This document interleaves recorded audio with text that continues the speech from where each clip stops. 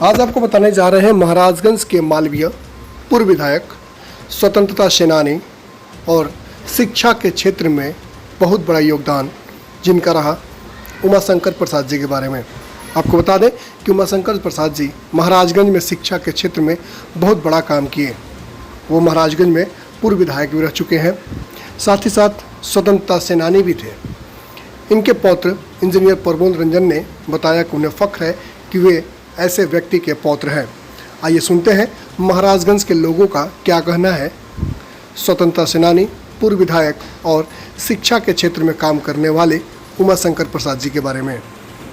जब देश गुलाम था उस समय सन 1931 में श्रीमान उमाशंकर बाबू ने इस विद्यालय की स्थापना की, जिससे कि शिक्षा का प्रचार प्रसार हो सके। और स्वतंत्रता आंदोलन में भी उनकी बहुत बड़ी भूमिका रही है। और आज भी हमारा प्रयास यही है कि हम लोग अधिक से अधिक शिक्षा का प्रचार प्रसार। स्वतंत्रता आंदोलन में उमाशंकर प्रसाद की क्या भूमिका थी? बहुत उनकी भूमिका थी।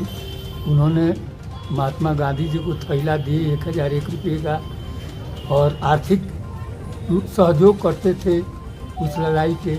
हम लोगों के जो लड़ाई लड़ रहे थे हम उसमें बहुत उनके ऊपर वो लोग किया। वो अंडरग्राउंड उनको होना पड़ा और उनको माने मार देने के आदेश दे दिया था अंग्रेज़ों ने, तो अंडरग्राउंड होना पड़ा।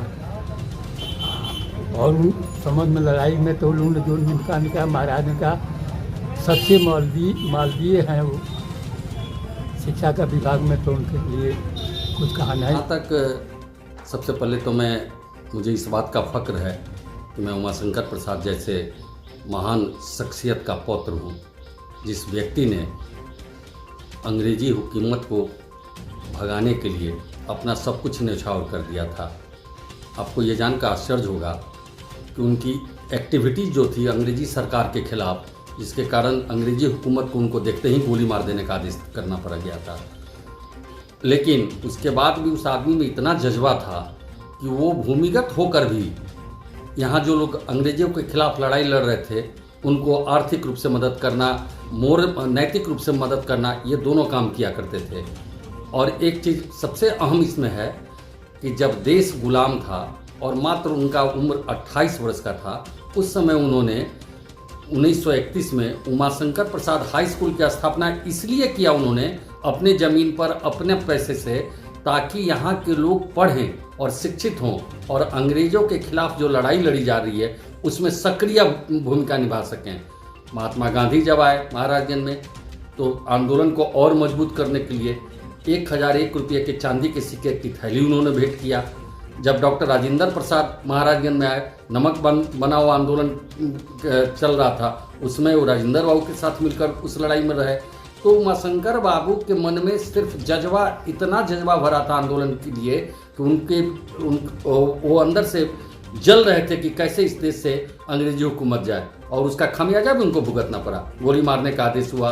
उमाशंकर प्रसाद हाई स्कूल बना तो लाइब्रेरी को आग लगा दिया अंग्रेजी सैनिकों ने।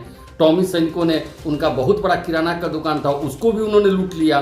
बाद में सरकार ने कहा कि इसका मुआवजा दिया जाएगा, तो राष्ट्रहित में उन्होंने उसको भी लेने से इनकार कर दिया। तो ये थे उमाशंकर प्रसाद। स्वतंत्रता सेनानी के बावजूद बाद वो पूर्व विधायक भी हुए महाराजगंज के।